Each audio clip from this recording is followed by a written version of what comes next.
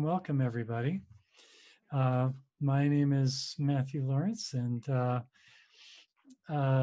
we originally were planning to take a break over the summer, as we usually do for Wednesday night classes. But given the weirdness of our situation and the need that many of us feel to be in relationship and to be praying and meditating and speaking together, especially during this crazy time, thought this would be a good thing to keep going.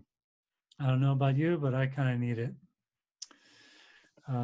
So it's good to have you here. Let's just take a moment to center ourselves, take a breath, take a nice little bit of a breath here. Let's just take a minute of silence. And in this minute, I ask you to also, let's take a minute of silence in honor of all those who have died at the hands of police brutality, especially our African American brothers and sisters, and all those who are so deeply hurt and affected by the events going on right now.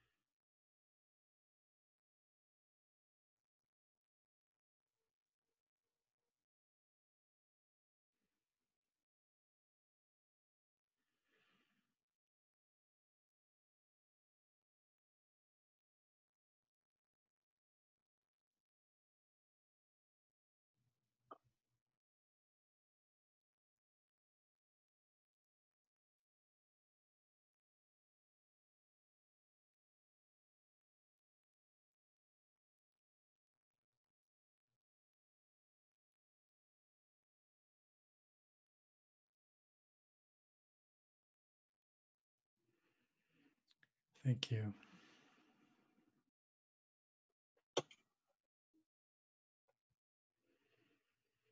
It helps just to be silent together, doesn't it?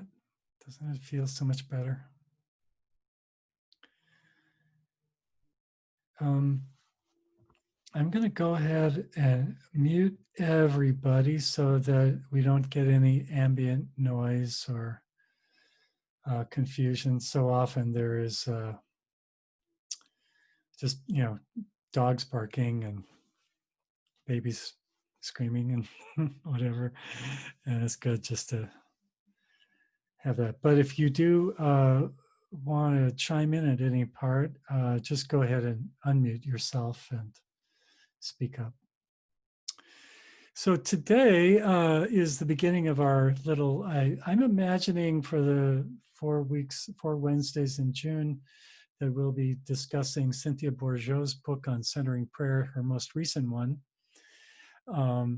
And I sent out that title to you. I have, of course, I managed to send out the wrong title originally. And I have both of them on my Kindle now. Please forgive me if you hate Kindle. It's just so much easier when you're teaching. So the most recent book that she's got is called The Heart of Centering Prayer, Non-Dual Christianity in Theory and Practice. And we're going to make our way through that very interesting book together. But today, because I didn't want to just give you a big reading assignment, and because it's such a relevant little teaching that Cynthia offers us, I asked us to take a look at this little 35-minute video that she has on this practice of welcoming.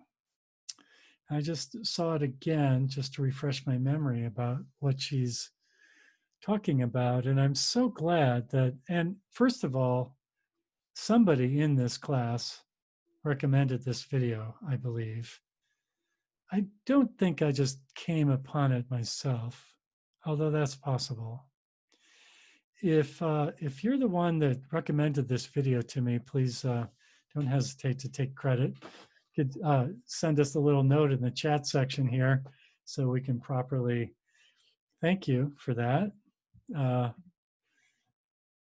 let's see. I'll get rid of this. How do I get rid of this?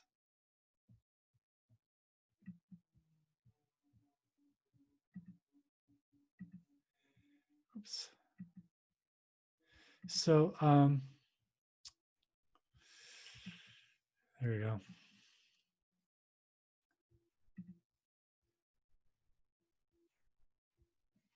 So let me just ask, how did people find this video? What hit you as being particularly helpful? Let's just open it up a little bit. Get people volunteering their own observations and insights a little bit. Anybody want to just chime in? What was helpful for you? I And thought it was I thought it yeah, was helpful because well, having read a lot of things that she's written, I actually haven't listened to a lot of things that she said. And she's charming in her own kind of interesting way, but it sort of reinforced um, and added something to my understanding of what she's been trying to say. hmm, So it was helpful to me. yeah, good. Thanks, Claudia. Anybody else want to share how they found this video? And I was going to say, I can't see everybody. So if you would like to speak, just go ahead and unmute yourself and speak up. Um, I have one question. Mm-hmm. Video? I think I missed something. I didn't realize there was a video we were supposed to watch beforehand. Oh, So maybe someone give me like a synopsis, maybe that might help me yeah, catch up until I have time to watch it on Saturday. yeah, thanks, Jen. I'll actually be going through it in some detail tonight because just for that reason, I'm not assuming everybody had a chance to watch it. Thanks. Excellent. Yeah.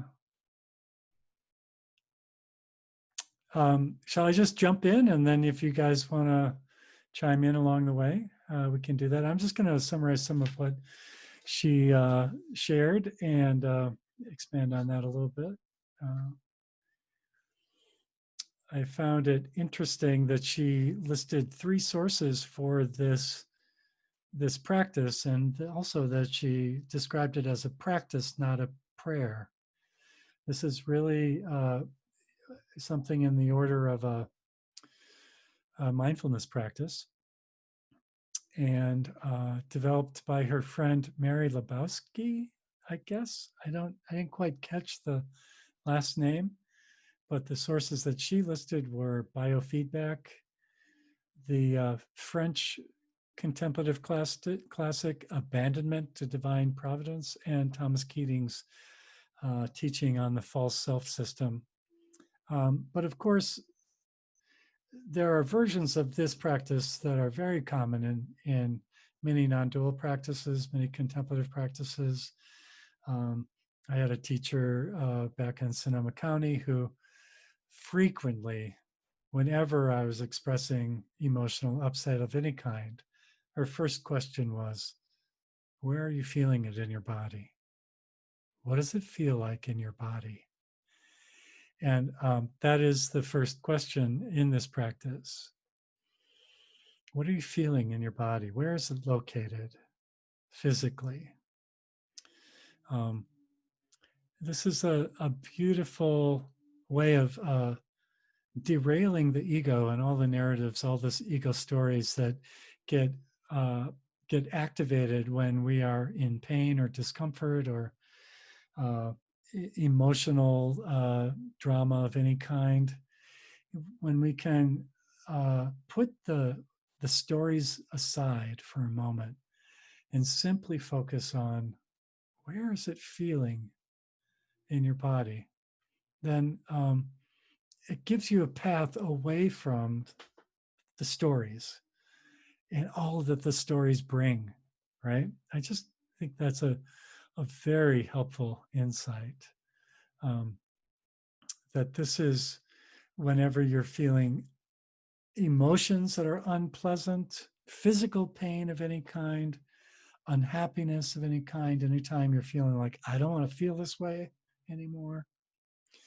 I used a similar practice to this when I was working as a chaplain in a hospital, especially with people dealing with chronic pain. And, you know, as you probably know, if you've ever been in severe pain, the first instinct when you're feeling severe pain is to try to tense up and block it. Like you can kind of like feel your body tensing up around it.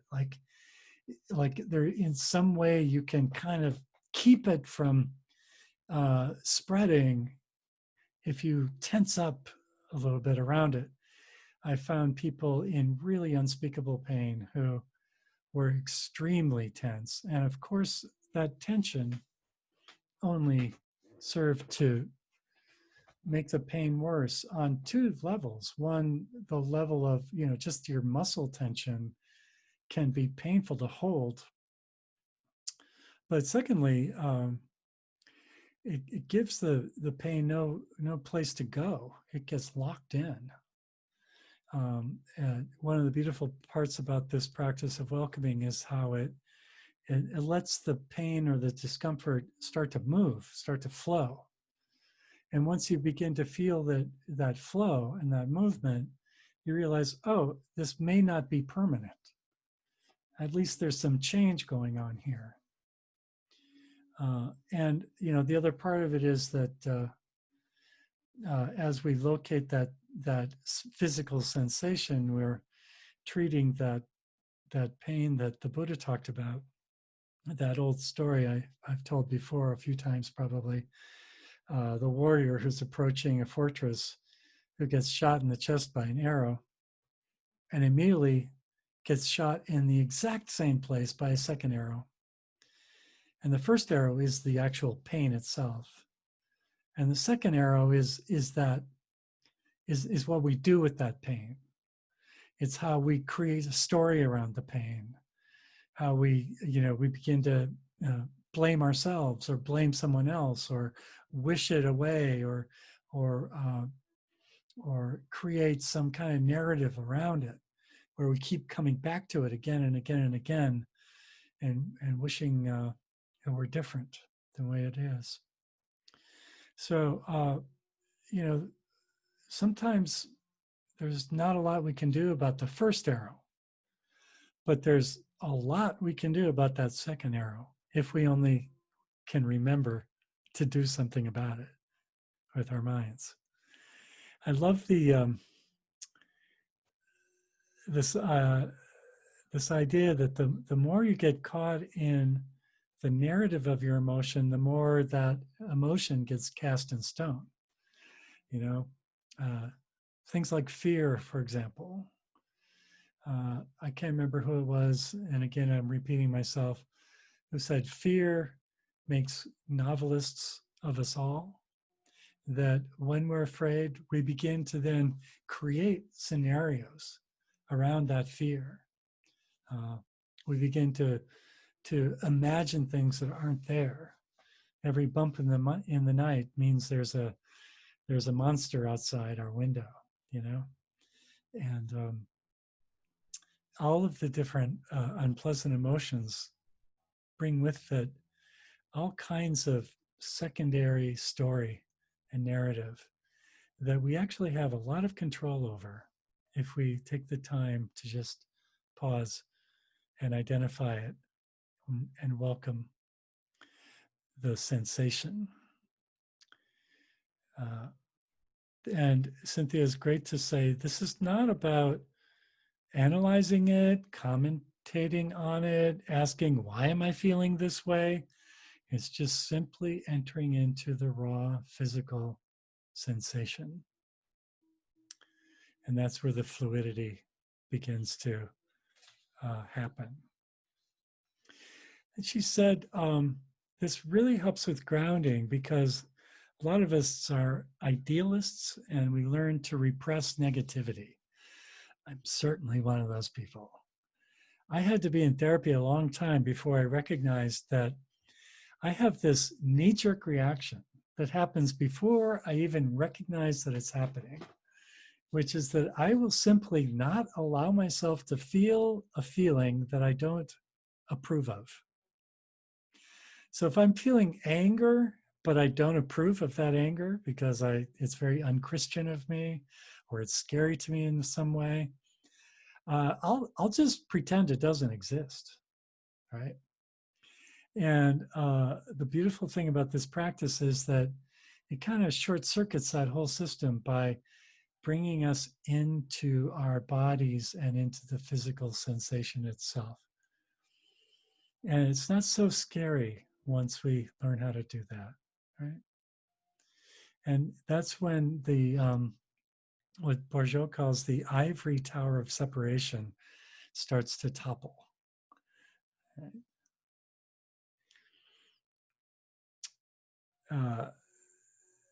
And then she talks a little bit about the physical cues that can be a good cue that we are living in denial of our feelings.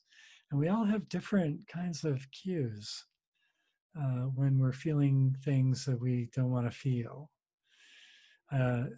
One of my cues is when I'm smiling excessively. Then I know, oh, what's that about?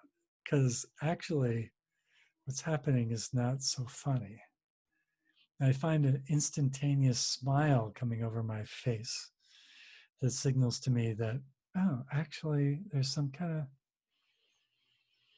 feeling going on here that maybe I'm not looking at. So I wonder if there's any thoughts about that first step in the process of welcoming, which is simply focusing on the feeling sensation itself. I think I saw David Mitchell here, and David, I know that this is going to sound very familiar to you, and something you've taught when you've been teaching about focusing. I bet you've got some thoughts about that. I'm unmuting you, David. Are you there? I hit the button right as you unmuted me and muted myself. It's good to see you, my brother. How are you? Good to see you. Yeah, focusing is very definitely a welcoming practice. Yeah. Actually, my teacher uses the Rumi poem, The Guest House, to teach focusing. And, you know, the poem says, whatever comes, just welcome it and sit down with it and ask how it might like me to be with it. Yeah. So I start to form a relationship. Yeah. Yeah. Yeah. Thank you. Oh my God. I love that poem so much. I just brought it up here. Let's see if we can share that. Thank you for reminding me of that. The guest house. This being human is a guest house. Every morning, a new arrival, a joy, a depression, a meanness. Some momentary awareness comes as an unexpected visitor. Welcome and entertain them all. Even if they are a crowd of sorrows who violently sweep your house empty of its furniture, still treat each guest honorably. He may be clearing you out for some new delight. The dark thought, the shame, the malice, meet them at the door laughing and invite them in. Be grateful for whatever comes, because each has been sent as a guide from beyond. Right? Thank you, David, for reminding us of that. Well done. Yeah. And talk to us just a little bit for people who haven't heard of the focusing, weren't able to be a part of your class on focusing last year. Just remind us of that. Focusing is a process of being with where we feel something in our bodies. And we might just say, oh, something in me feels, which says that it's there, and we haven't decided for it what it is yet. Hmm. We're being with it and letting our body say what it would like to as it feels welcomed to do so. Yeah. And then once it really feels heard, we might feel a shift. It's not that we can make a shift happen. And it's definitely not that the shift will be anything that we expected. But once it really feels heard, something can move. Yeah. And then we're on to the next. Yeah. Yeah. Yeah. Thank you, David. Beautiful. Any other thoughts about that that first step in this welcoming process? Just the time spent noticing, focusing.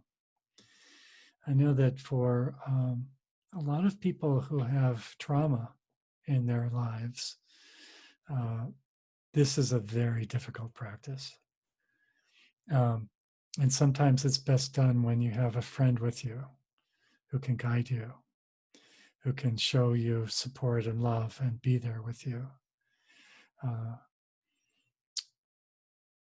yeah. So the second step in this three-step process is the welcoming itself. Welcome anger, welcome fear, welcome pain, welcome peacock feathers, as Cynthia says. That is, and I like that. This is the moments when we are sort of brought into what we think is our ego story, and we think we're doing great because our ego story is being satisfied, but in fact, we're actually just getting run by the false self. She says, so you need to control things, and so there you are. You've successfully beat your opponent until your opponent is cowering in the dust, and you say, "Ha! It's the Holy Spirit." And so your ego pattern, your false self, is saying, I'm in control and everything is right with the world, right? But in fact, that's just taking you down the false self path. Yeah. So that itself can be a time for welcoming, for paying attention and saying welcome. And she's very good to distinguish between, this isn't like, for example, I'm feeling a lot of distress over the George Floyd situation and all the upset about it. It's not as if we're saying, welcome racism, as if racism were a good thing, but rather welcome the feelings that I'm having as I consider the pain of George Floyd during those 9 minutes while he was dying. That's a very different thing. It's it's not to say, I welcome racism. That's a very fine thing to have in our world. It's not what it's about at all, right? It's about, what is the sensation that's triggered in you?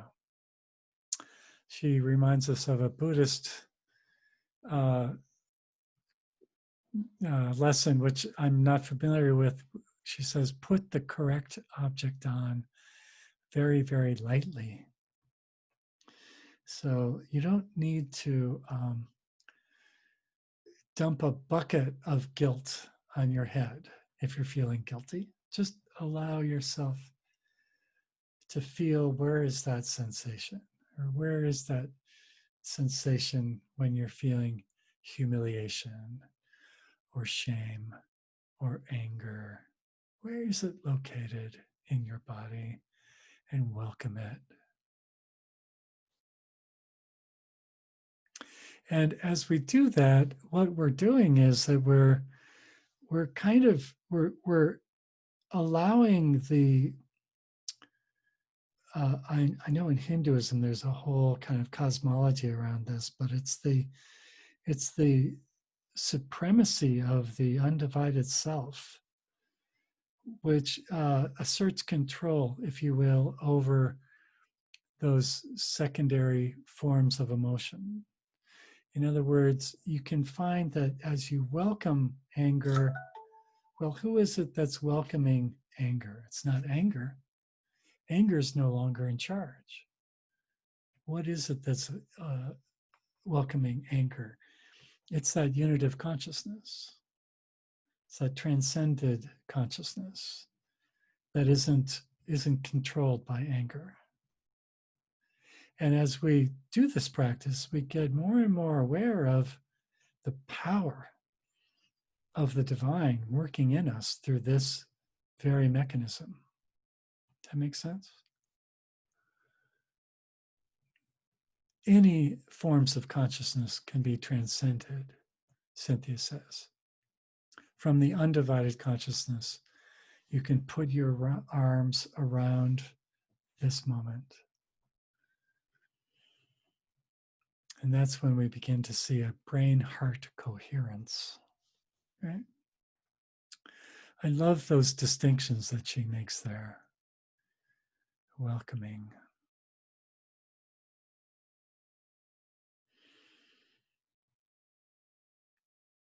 And then finally, the third step is letting go. And she says, it's important to remember this. Don't try to do this too quickly.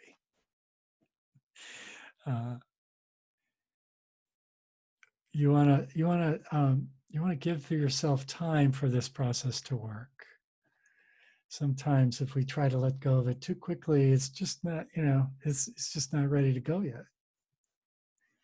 And as passive aggressive and Minnesotan as I am in my bones, I'm always quick to want to let it go.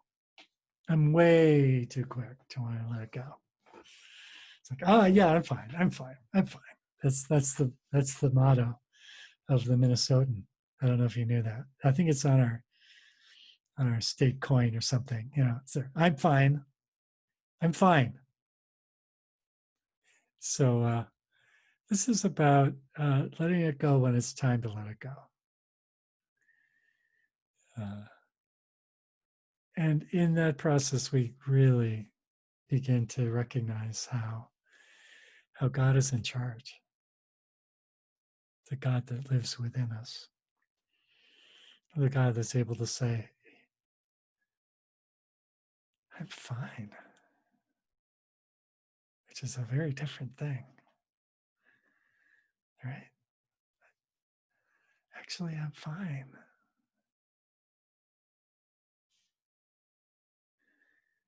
I love you. Oh, you poor thing. Oh, you're fine. That was the voice of the divine that changed my life. Oh, you're fine.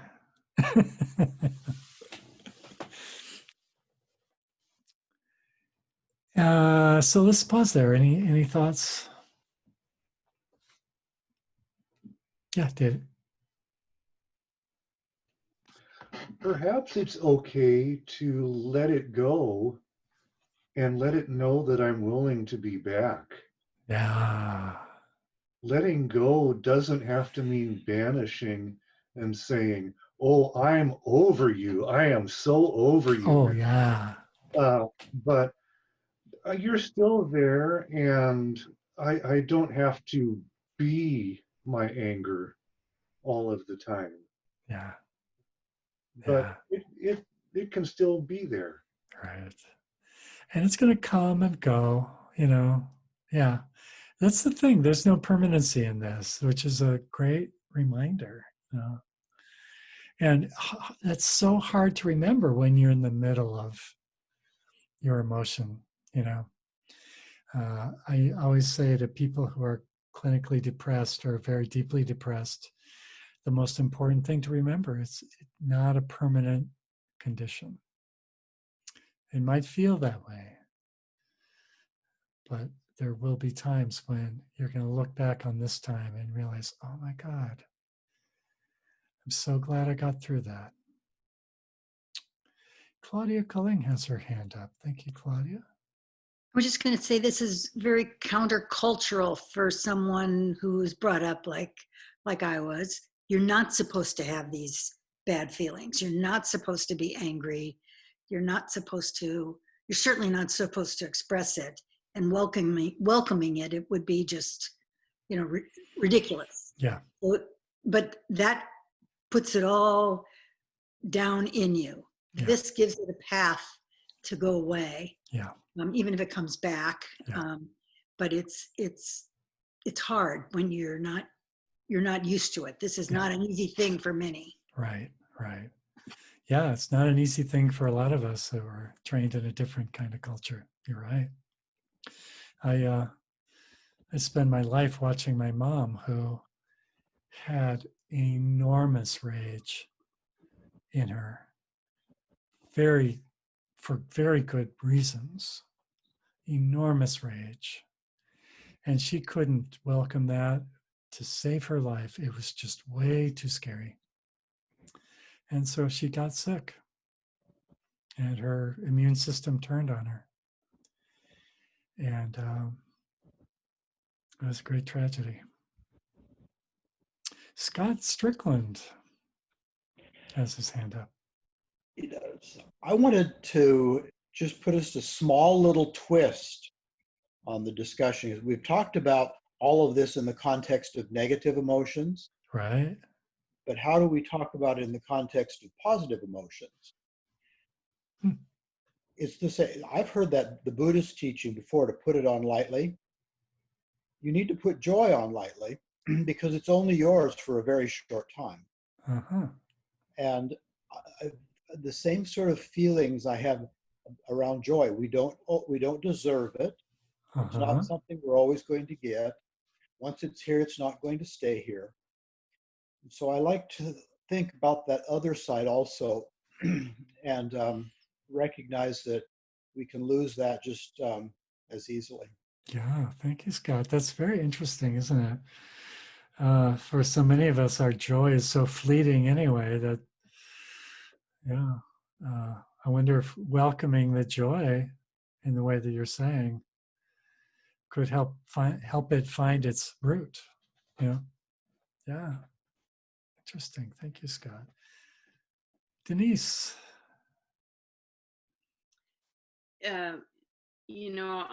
I've been practicing the welcoming prayer for the last year, and one of the things that they have a bunch of stuff about it on contemplativeoutreach.org, and one of the things that really drew me to it was the notion that you practice it so that you can change the way in which you react in the moment. So they describe it as a way of being able to take that, what you do in centering prayer when you're deep in there, but as a way of taking it into the world so that you can change your or be changed, your reactions that you have, because we react to people, or we react to a situation, that knee-jerk reaction you were talking about. And that so they say practice it when you're not upset, or it's not you're not having any problems, so that when that reaction comes, that you can sink into it and welcome it and let it go. And I have found it to be amazingly helpful as I found myself reacting so strongly. Certain people trigger me like nobody's business, and that I found myself being able to shift my knee-jerk reaction to get some distance from it, and it is a tremendous practice. Thank you, Denise. Beautiful. Yeah, it's good to hear from somebody who's been doing this for quite a while, because it can feel very, as you said, Claudia, very countercultural for some of us. Denise, do you find that it becomes almost more habitual as you practice it more and more? Well, some things I've made it to be like I practice it, regularly every day. I try to practice it at least once every day in either before I enter the centering prayer or as I'm waking up in the morning or sometime like that. And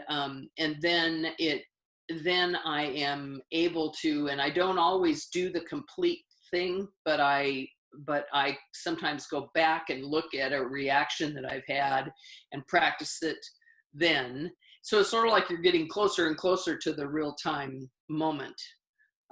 But yeah, I wouldn't say it's going to take me longer than a year for it to be something that comes every time I react. But it does come sometimes when I'm reacting, and that's a good thing. Yeah, wonderful. Yeah. There's on the Contemplative Outreach website, they have a 40-day, like a 40-day booklet for practicing it that starts really slow. And it has that Rumi poem in it, but it starts and it gives you a different practice each day. And I found that very useful when I started, because it seemed like it's kind of a strange thing to be doing. And that was useful. Mm-hmm. One of the most powerful ways of doing this practice is when you have a partner and you're in conflict with that partner in some way, and you can do it together. And that again begins to look a lot like focusing in the sense of mirroring for one another and listening deeply to one another. It's kind of saved me a couple of times when words failed me and feelings were overflowing and looked like we were caught on the river headed over the falls, and we were able to take a moment just to find our true voice. Anybody else have their hand up? I don't see any. Hello, Claudia. Did you have your hand up? Hi, Claudia. I don't know how to do it on the screen, but oh, no worries. Yeah. I so enjoyed seeing Cynthia because I've only read her. Seeing her speak, there's an impish quality I really like. Yeah. But it made me wonder, has she met Pema Chodron? Have they ever taught together? Or that would be wonderful. I would bet that they have. They're probably good friends, I would think. I don't know. Because I was reminded of this book by Pema called Taking the Leap. And it's a very slim little volume, but it's helped me so much. And she introduces the concept of Shenpa, which I won't be able to do justice to, but it's the idea of getting hooked and being able to breathe or not take the bait of that, whatever might be triggering, before you say the angry thing or write the angry letter to the neighbor or whatever. Shenpa. So I recommend the book Taking the Leap and that concept. It's very helpful. Wonderful. Thank you, Claudia. Of course, the tricky part here is being willing to do the practice. I mean, how many times have we felt such righteous anger that we're like, you know what, I'm gonna say it. And holding on to those feelings that really hook our story, our ego story, and yeah. Thank you, Claudia, for that. Yeah. So Cynthia goes on then finally to she discusses this closing litany, is what she called it. I let go of my desire for security and survival. I let go of my desire for power and control. I let go of my desire for esteem and affection.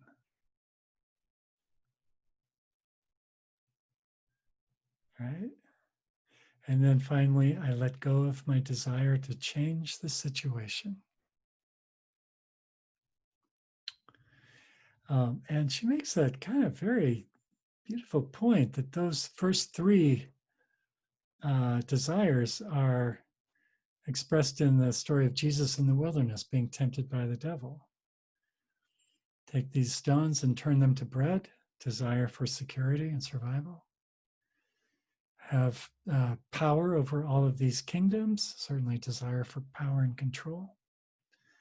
And go ahead, jump off the tower. The angels will sweep you up because they love you so much. Esteem and affection. Isn't that helpful?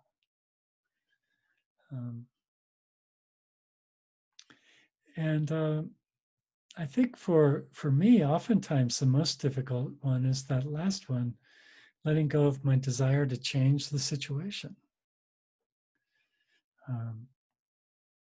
After all, if I don't want to change the situation, what am I doing here? You know? And this is such a great and important teaching about spiritual practice in general, is that spiritual practice is not something we do for self-improvement, because it'll make us a better person, or it'll help us make more money, or all those ego stories that we're trying to appease. We're doing spiritual practice not because we want to fix anything.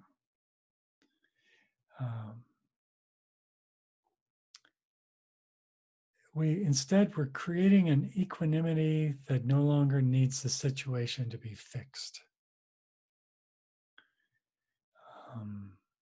Sometimes, she said, you just have to stew in your own juices until it's over. I heard a very powerful spiritual teacher who was in the tradition of always wearing orange Buddhist monk robes. And he said, this is why we wear orange, because we're cooking all the time. We're stewing.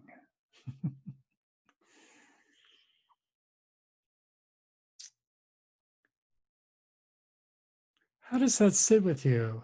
The idea that spiritual practice is not to fix yourself, not to go on a self-improvement scheme. How does that sit with anybody? One of the purest ways in which that gets expressed, of course, is in the practice of devotional prayer, where we're caught up in expressing our love and devotion for the divine. That really brings us out of ourself and our ego story completely. The Hare Krishnas chanting, they might look kind of funny in those robes and everything, but man, are they being taken out of their story? And the liberation that comes from that is really quite profound, right?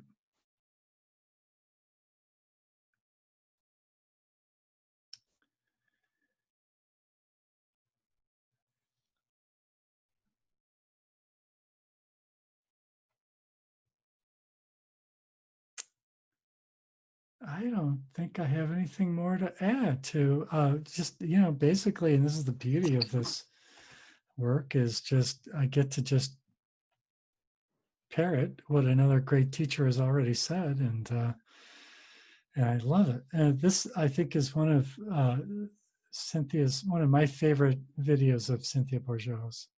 She's so lovely in this video. I just feel like I can,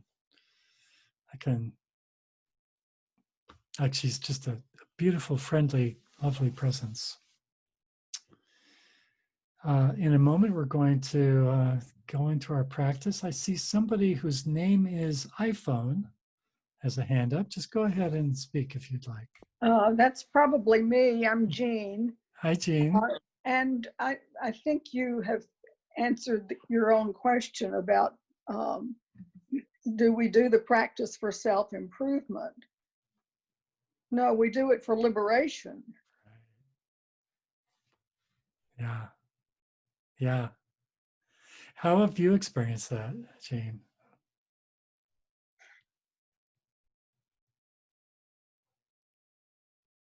Well, it started actually, my interest in meditation and centering prayer and all of this actually started on a weekend retreat in Greensboro, North Carolina, where Phyllis Tickle and Cynthia Bourgeau were the co-presenters.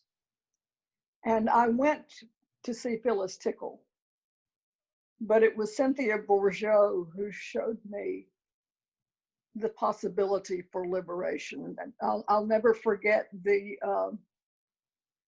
Sufi dance that she did, the meditative dance. I've forgotten what you call it. But you know, to be so immersed in many traditions, and what a brilliant mind. Yeah. Thank you. Beautiful.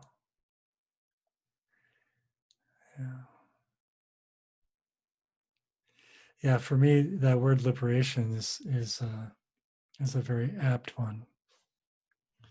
So I get so sick and tired of my old stories. Just want to be free of those old stories.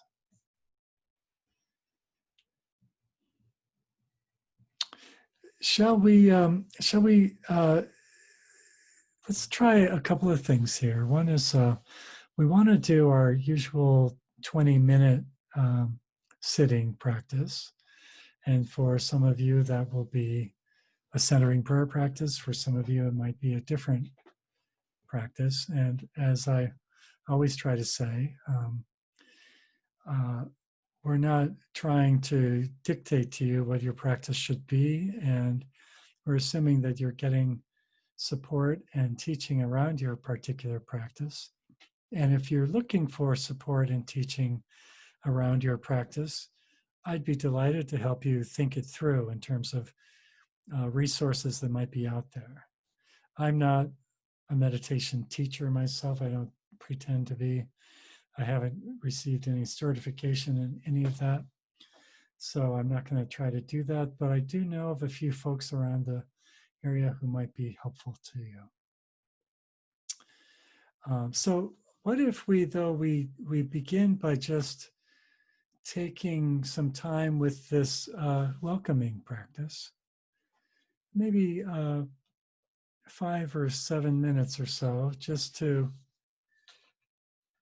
do some welcoming practice. And then after that, I'll lead us into 20 minutes or so of sitting. How's that sound? Can I ask a question? Yes. If there's some emotion that you're dealing with, I can understand following her 3 steps. But if you're just not, I mean, right now, George Floyd and Black Lives Matter is something that's roiling, and so I have something for today. But in the case of where there's nothing particularly good or bad, we're just sort of hanging around. How do you, someone who practices this, how do you do that? How do you welcome not much? Wonderful. Does anybody want to tackle that?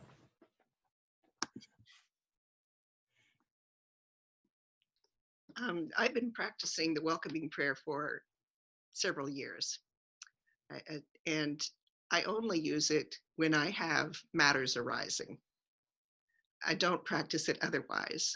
And I very much focus on which of those 3, security, survival, approval, esteem, and power and control, which of those has been tripped in me. And that's really the only time I practice it. It really turns out to be on a daily basis, but as need. Yeah. Yeah. Oh, beautiful. So that's how I do it. Now, Yeah. Denise was saying that she practices it. Otherwise, I think it was Denise. Yeah. Yeah. And so I don't know how that would work, but I've got I've it. never had a time when I didn't have that, when there wasn't something like, if I just said welcome, and my body would lead me to where I needed to go, and I couldn't even name what it was, or what if it was but there's always something happening in the body, for me anyway, that draws me to it, and I just sit with it. And most of the time I can't name it or never name it. It just is there. I'm sitting with it. That's well put. Thank you, Denise. And yeah, I guess my assumption was that given everything that's going on now, most of us are probably not far away from some kind of emotional reality that is uncomfortable for us or difficult. And if there isn't anything up for you, that's fine too. Let's just, think about just enter into whatever physical sensations are going on for you. And that's a perfectly lovely form of meditation right there. Just do a little body scan, just, even if it's just the sensation of your breath going in and out of your nose, that's good. But for those of us who are feeling something up for us, let's just take a moment and just take a breath.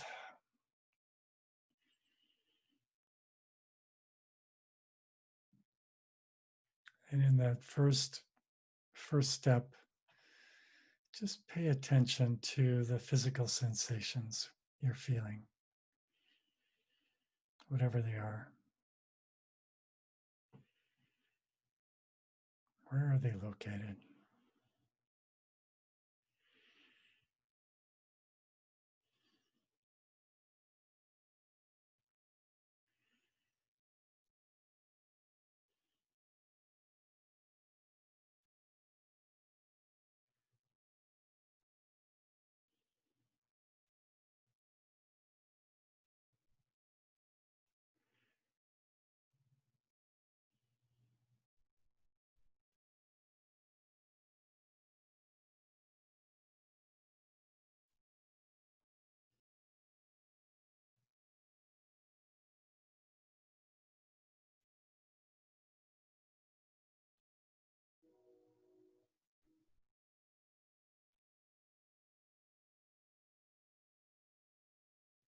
As we identify that physical sensation, maybe we can identify what's being triggered. Is it desire for security and survival? Power and control? Esteem and affection? Or perhaps a desire to change the situation?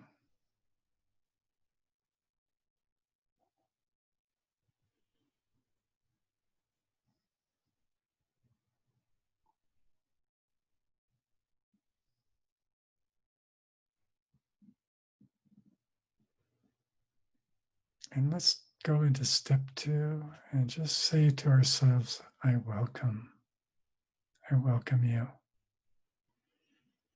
Feelings. I welcome you.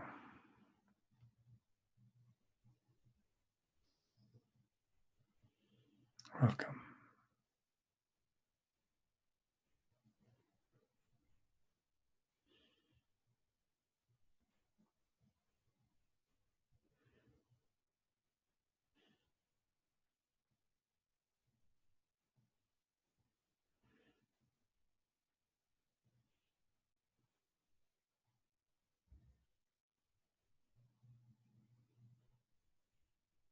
And just breathing into that feeling.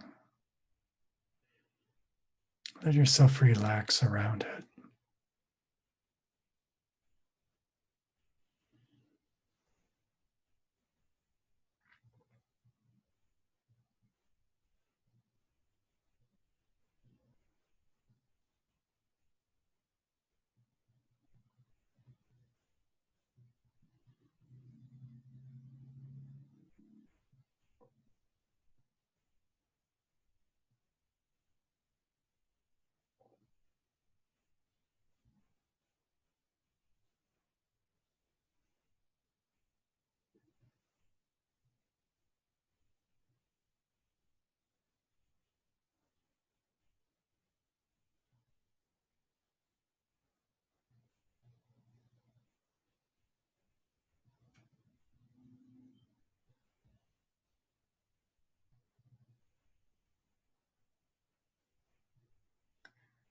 And now, when we feel ready, just let it go.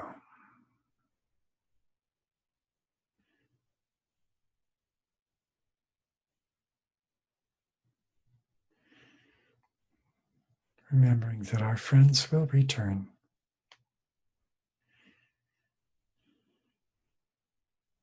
Au revoir for now.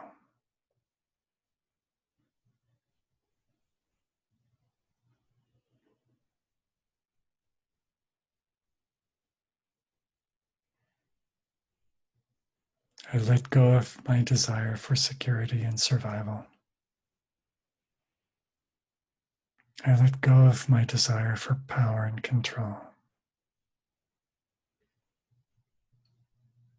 I let go of my desire for esteem and affection.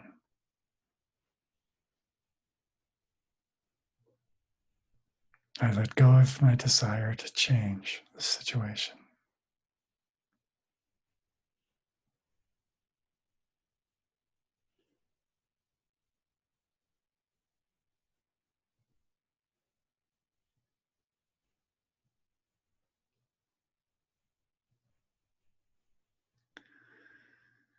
When you're ready, let's come back into this room and process that just for a moment. I have a question for those of you who are practicing this on a regular basis. So the feeling that came up for me quite strongly is sorrow, just sadness over all the pain in the world right now. And as I let that just roll around in my gut, and I asked, is that a desire for security and survival? No. Is it a desire for power and control? No, not really. It's not a desire for esteem and affection. It's really not a desire. It's a sadness.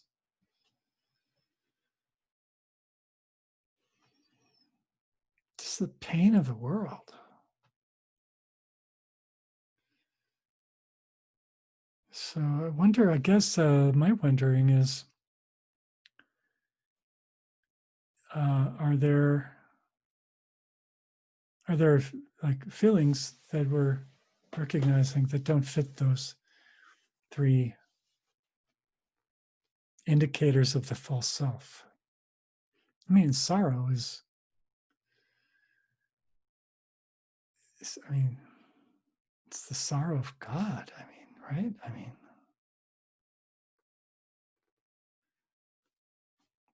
anybody have advice for me on that one? Tobin. Go ahead and unmute yourself. There you go. This isn't advice, but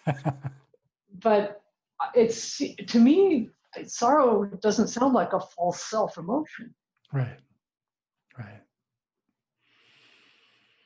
I think it is a desire to change the way the world is, to change the situation. I mean, if anything, Jesus represents is the sorrow of the world. I mean, But he doesn't try to change it. The anguish and the cruelties that exist. And if I, yes, I mean, it's terribly sad.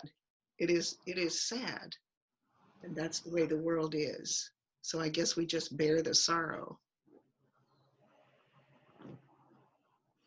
You can't change the way the world is. Yeah, I frequently said, that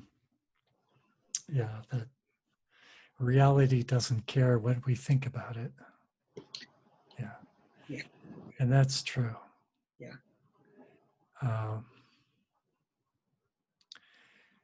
But I guess probably the biggest trigger for me is that I want to let go of the sorrow instead of the thing in the world that's creating the sorrow. Can I just be happy? Yeah. I think there's a holiness to sorrow that might be okay. Right? Maybe. Thomas, hello. Speak to us. I, I think that there is this sense of loss. I think it does fit into the welcome. The thing that I think I fear losing is power and control. The old patterns that we've become comfortable with, maybe individually, but also as a society.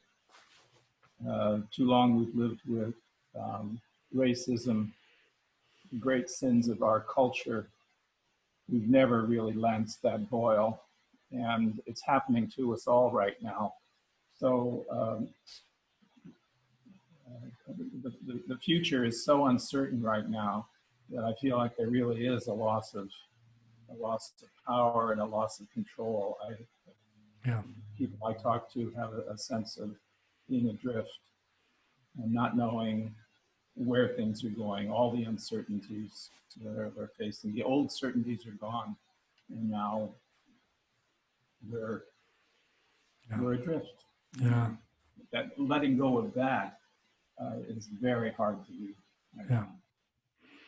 That's the work, though, isn't it, Thomas? Yeah. And again, it's not the same thing as saying we have to let go of our desire for racism to end. That's not what we're doing, right?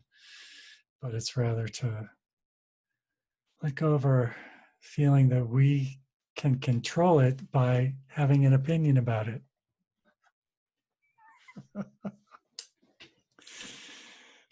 Oh, would that were true. Claudia Cohen.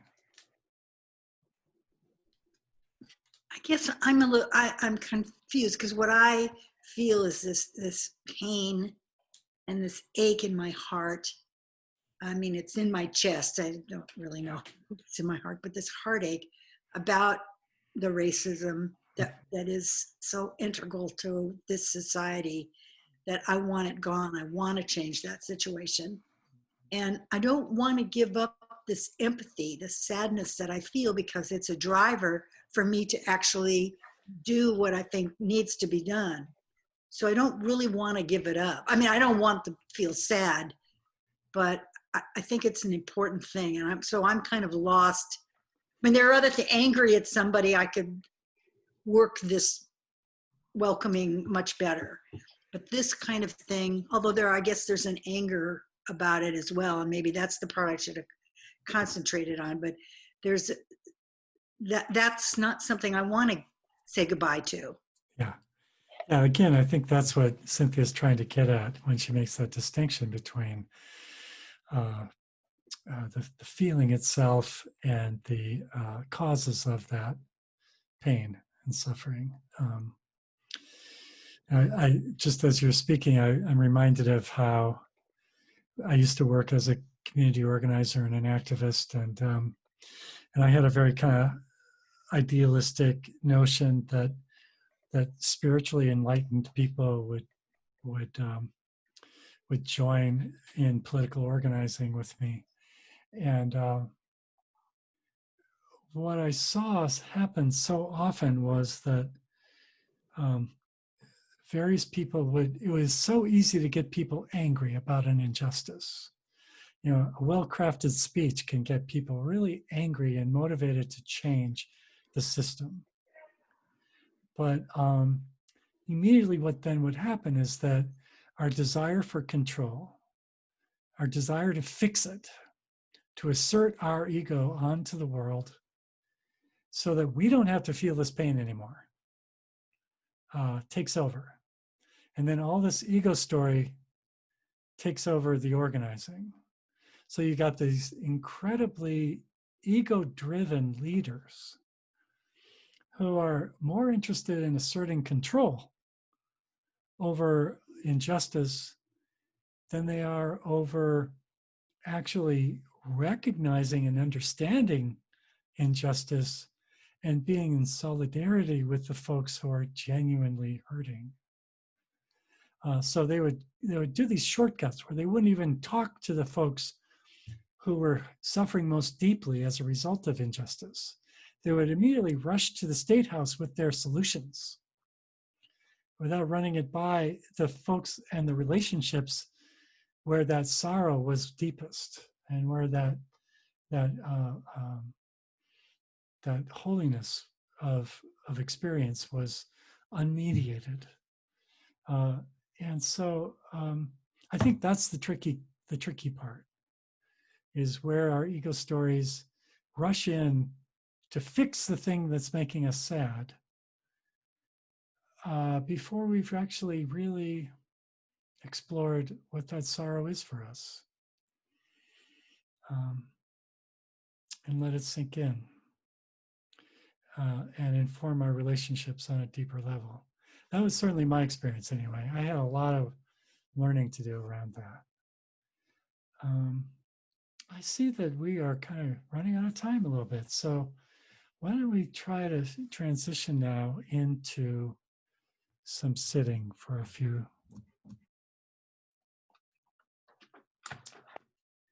And I'm going to move. See if we can get away with this. Taking you into my holy place.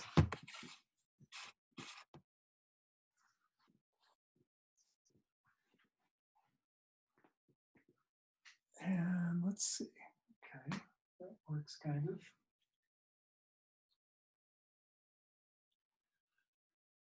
Let's take a breath and invoke our spiritual ancestors, our lovers, loved ones, our mentors, our Buddhas, our Bodhisattvas, our saints, our gods. However the divine is showing up for us and speaking peace and presence.